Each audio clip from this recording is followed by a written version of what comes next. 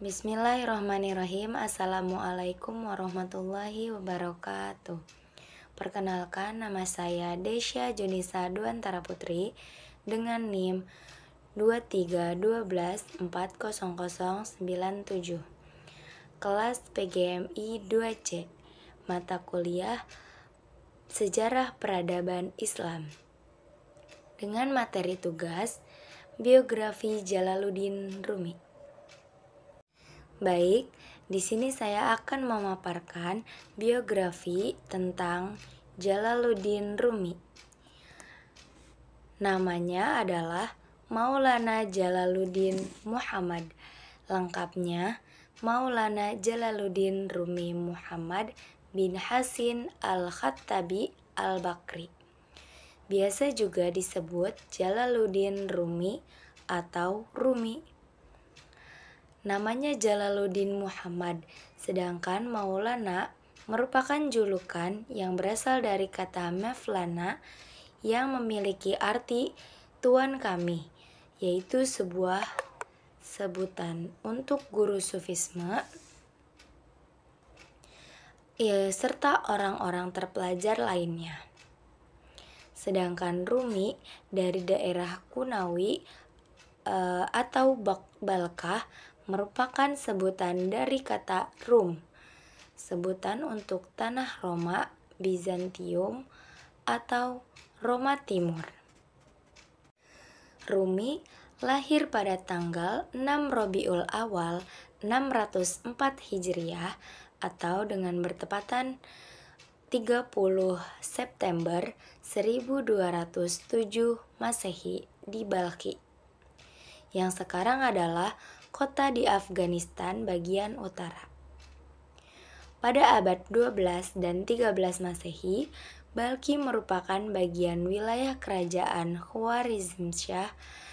Rumi adalah anak dari seseorang ulama besar di antara seluruh anak dari seorang ulama terkemuka di Balkhi, yang bernama Muhammad ibnu Husain al-Khatibi atau biasa disebut Jalaluddin Bahauddin Muhammad, atau biasa disebut juga dengan Bahauddin Walad atau Baha Walad.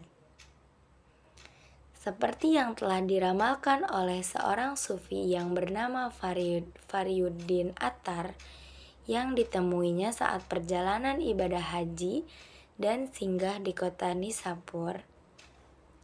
Keluarga Rumi merupakan keturunan dari Nabi Muhammad SAW, tepatnya dari Fatimah Az-Zahra. Maka dari itu, keluarga Rumi sangat berpengaruh di Balkhi. Ayahnya yaitu Jalaluddin Bahauddin Muhammad atau dikenal dengan nama Baha Walad adalah salah satu pemimpin teolog dan guru sufisme di Balkhi.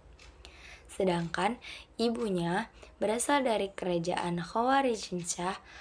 Ayah Rumi merupakan salah seorang yang pertama kali memberikan pengaruh besar dalam kehidupan Rumi sejak ia masih kecil. Dari ayahnya mendapatkan pengajaran agama serta ilmu-ilmu klasik Arab Persia. Rumi sangat memperhatikan pengajaran mengenai ilmu-ilmu keislaman dan tekun mempelajari kitab suci Al-Quran dengan baik dalam segi pembacaan, penjelasan, ataupun penafsirannya. Rumi tidak berhenti belajar sampai situ saja, akan tetapi kemudian ia mempelajari ilmu fikih, yaitu hukum Islam, dan juga hadis, ilmu yang mempelajari mengenai ucapan Rasul Muhammad dan para sahabatnya.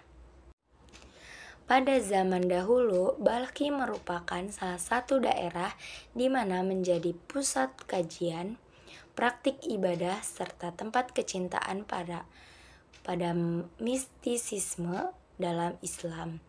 Tumbuh dengan pesat. Tidak hanya sebagai pusat pembelajaran yang maju, akan tetapi Balkhi juga merupakan tempat perdagangan.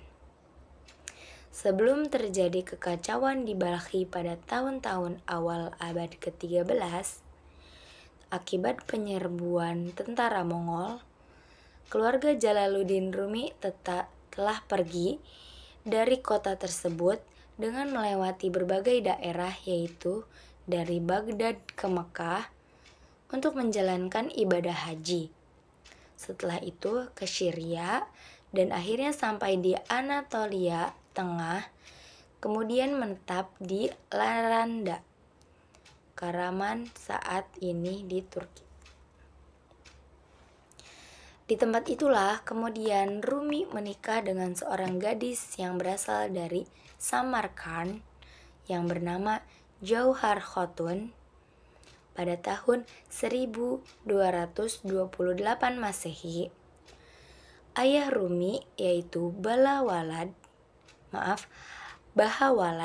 membawa seluruh anggota keluarganya ke Konya memenuhi undangan Pangeran Alauddin Qoyqubad. Konya merupakan ibu kota Kesultanan Rum Seljuk yang sedang berkembang pesat dan jauh dari jangkauan tentara Mongol yang sedang memerangi berbagai daerah. Saat itu ayah Rumi, Bahawalad atau Bahauddin Walad, mendapat julukan sebagai Sultan Kaum Terpelajar.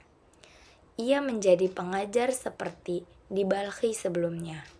Kemudian tidak berapa lama, pada tahun 1231 Masehi, Bahawalad wafat dan meninggalkan Rumi sebagai penggantinya. Rumi diangkat menjadi penasehat raja dan menjadi pimpinan perguruan tinggi di kota tersebut, menggantikan jabatan ayahnya yaitu Bahawalad. Tidak lama setelah Bahawalad wafat, seorang murid ayahnya bernama Syed Burhanuddin Muhaqqaq dari Termez kota tiba di Konya. Kemudian dialah yang memperkenalkan Rumi ke dalam misteri kehidupan spiritual, dan sejak saat itulah Rumi mencurahkan perhatian terhadap mistisisme secara mendalam. Sejak saat itu, Rumi menjadi peminat penuh hasrat terhadap puisi-puisi Arab karya Al-Mutanabbi yang seringkali mengutip bait-baitnya. Setelah lama mengikuti Burhanuddin, Rumi dikirim ke Aleppo dan Damaskus untuk melengkapi pengetahuannya. Dengan pelatihan spiritual secara formal di mana Rumi berguru pada para ahli sufi yang lainnya. Meskipun Rumi berguru pada banyak ahli sufi, Rumi tetap berada di bawah pengawasan Burhanuddin. Hingga pada tahun 1240 Masehi, Burhanuddin wafat di Kayseri. Sepeninggal gurunya, beberapa tahun kemudian, Rumi melayani murid dan pengikutnya dengan mengajarkan mistisisme dalam Islam sebagaimana yang dahulu pernah ia pelajari.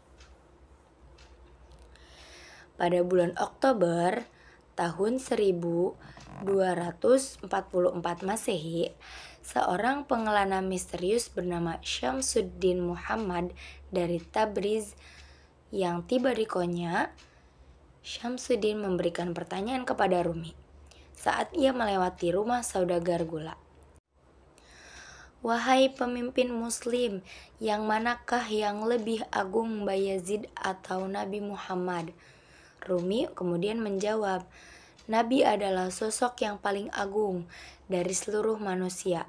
Mengapa mesti membicarakan Bayazid? Syamsuddin masih belum merasa puas oleh jawaban Rumi. Kemudian ia memberikan pernyataan bahwa Rasul pernah mengatakan, "Kami belum mengetahui apa yang semestinya engkau diketahui."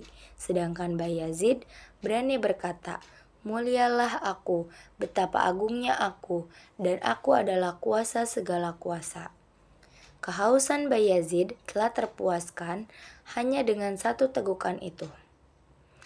Dia akan mengatakan telah cukup dengan satu tegukan itu. Kendi pemahamannya telah terisi. Sedangkan Nabi pada sisi lain meminta agar lebih banyak untuk meminum dan selalu merasa kehausan. Dia berbicara tentang kehausan, bahkan terus memohon agar ditarik lebih mendekat. Sejak saat itu, Syamsuddin menjadi sangat dekat dengan Rumi. Syamsuddin memiliki nama asli yaitu Muhammad Malik Dad, kemudian diberikan julukan Matahari Agama atau Syamsuddin. Lahir di kota Tabriz, Persia pada tahun 1148 Masehi. Ketika kecil, Syamsuddin sudah tertarik terhadap hakikat cinta yang ada pada dirinya. Setelah ia dewasa, kemudian memiliki guru yaitu seorang syekh bernama Abu Bakar Silah Baf.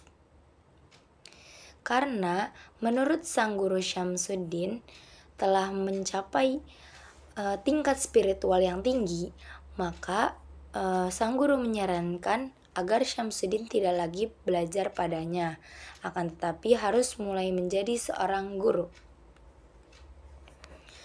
Dalam pencarian murid yang ideal, Syamsuddin melakukan perjalanan panjang dengan mengembara jauh hingga ke Konya. Kemudian, Syamsuddin di usianya yang ke-60 tahun bertemu dengan Jalaluddin Rumi yang pada saat itu berusia 37 tahun. Kedekatan Syamsuddin dan Jalaluddin Rumi begitu intim. Dan Rumi mengaku bahwa Syamsuddin merupakan seorang yang telah lama dirindukan kehadirannya. Begitu pula dengan Syamsuddin yang kabarnya ia memang mencari seseorang yang mampu menerimanya dalam mencurahkan diri bersatu dengan cinta ilahi. Kedekatan yang intim antara Rumi dengan Syamsuddin menjadikan para muridnya cemburu dan gusar. Bahkan setelah bertemu dengan Syamsuddin 3 bulan, Rumi dan Syamsuddin mengasingkan diri dari keramaian. Siang dan malam, dalam merasakan persatuan itu, tidak ada seorang pun yang melihat keduanya. Setelah datang kembali dari mengasingkan diri, seolah Rumi begitu tunduk pada perkataan Syamsuddin, sehingga membuat situasi semakin panas. Kemarahan para murid Rumi memuncak saat Syamsuddin memperkenalkan tarian yang diiringi musik kepada Rumi. Menurut Syamsuddin, tarian dengan musik dapat dilakukan oleh pribadi yang telah berkembang secara spiritual sebagai cara untuk berkomunikasi lebih intensif dengan Allah Subhanahu wa Ta'ala. Kekuatan spiritual Rumi terletak pada kasihnya, yaitu suatu pengalaman kasih dalam makna manusiawi tetap berdasarkan pada Allah Subhanahu wa Ta'ala.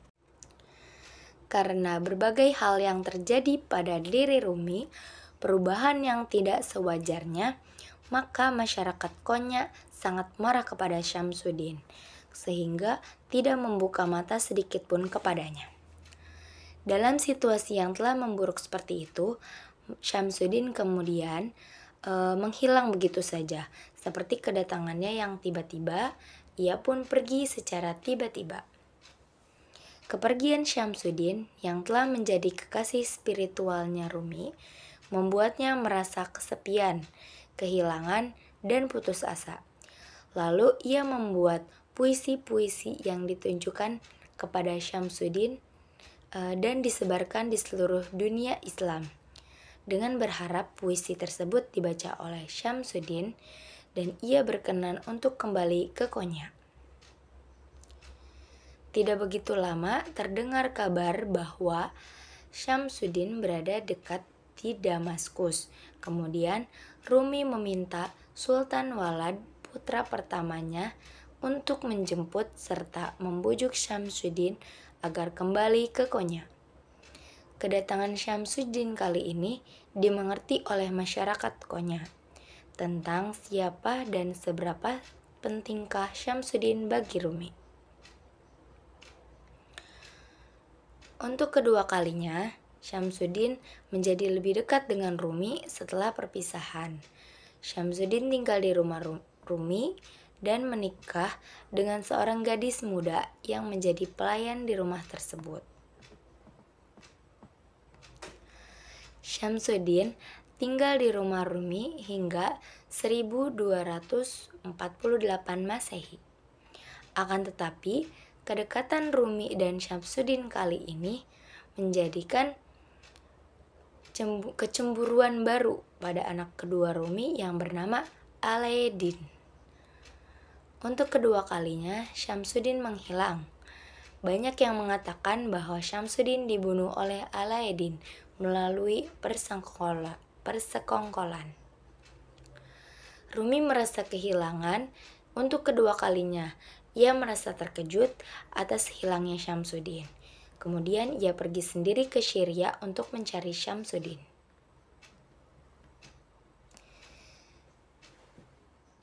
Perlahan, Rumi menyadari bahwa Syamsuddin baik secara fisikal maupun metaforik tidak akan pernah ditemukan lagi. Kemudian Rumi memutuskan untuk mencari Syams yang nyata di dalam dirinya sendiri. Setelah kepergian Syamsuddin, tidak lama beberapa kemudian, Rumi bertemu dengan Salahuddin Faridun Zarqub. Ia seorang yang pernah menjadi pengikut Syed Burhanuddin Muhakkik. Salahuddin merupakan seorang tukang emas, sedangkan Rumi adalah seorang yang sangat terpelajar. Hal inilah yang menjadikan murid-murid Rumi semakin marah karena hal tersebut melebihi batas toleransi mereka. Rumi mengabaikan pandangan orang-orang di sekitar hadapannya. Ia melakukan hubungan pertemanan dengan diam-diam. Tidak seperti bersama saat Syamsuddin yang begitu terbuka dan berapi-api menunjukkan rasa kasih sayangnya. Akan tetapi tidak lama kemudian pada tahun 1258 Masehi, Salahuddin wafat karena penyakit yang dideritanya. Sejak saat itu, Rumi kehilangan kekasih spiritual untuk kedua kalinya. Rumi membutuhkan cermin diri dan kekasih spiritual. Rasa yang semakin tumbuh tersebut mendorong Rumi untuk membuat Masnawi setelah mendapatkan dorongan dari Husamuddin Syalabi atau Husamuddin. Husamuddin merupakan seorang sufi yang sangat zuhud dan telah lama dikenal oleh Rumi. Husamuddin yang kemudian merekam setiap sajak yang diungkapkan Rumi selama bertahun-tahun. Kemudian Rumi meninggal dunia pada tahun 17 Desember 1273 Masehi di Konya, yaitu di wilayah Turki Asia. Dalam setiap karyanya tidak hanya puisi, tapi juga dapat cerita, anekdot, dan lain sebagainya, yang dimana semuanya menyentuh aspek pembelajaran dan pemikiran spiritual atau seperti karya yang ditulis oleh para murid Rumi atau dari catatan-catatan mereka setelah kematiannya. Karya Rumi khususnya dalam bidang sastra di mana ada berbentuk prosa dan ada pula yang susunannya berbentuk nazam. Jadi ada 3 karya besar dan 3 karya kecil. Adapun 3 karya tersebut ialah yang pertama Al-Majalis As-Sab'ah, merupakan himpunan khutbah-khutbah Rumi di berbagai masjid dan majelis-majelis keagamaan. Adapun isinya merupakan hasil dari pengembaraan hidup Rumi yang mempertemukan dirinya dengan sang guru Syamsuddin Al-Tabrizi. Yang kedua adalah Majmu'ah min Ar-Rasail, sekumpulan surat yang ditulis Rumi kepada para sahabat dan kerabatnya. Biasa juga disebut dengan makatib kitab, yang berisi sekumpulan surat-surat Rumi kepada para sahabat dekatnya, khususnya Salahuddin Zarqub dan seorang menantu perempuannya. Di dalamnya juga dimuat nasihat-nasihat Rumi kepada murid-murid berkenan, persoalan-persoalan amali praktis dalam ilmu tasawuf. Yang ketiga, kemudian fihi ma'afihi, merupakan kumpulan percakapan Rumi dengan sahabat-sahabat dan murid-muridnya, di mana memberikan persoalan-persoalan sosial dan keagamaan yang dinyatakan oleh muridnya, yaitu fihi ma'afihi dengan judul asli Sign of the Using the Discourses of Jalaluddin Rumi oleh Anwar Khalid. Pemakaman Jalaluddin Rumi tidak hanya dihadiri oleh umat muslim, akan tetapi oleh beragam komunitas masyarakat di kota itu. Bahkan orang-orang Kristen dan Yahudi juga datang untuk mengucapkan selamat tinggal kepada tokoh penyair yang paling berpengaruh di periode itu.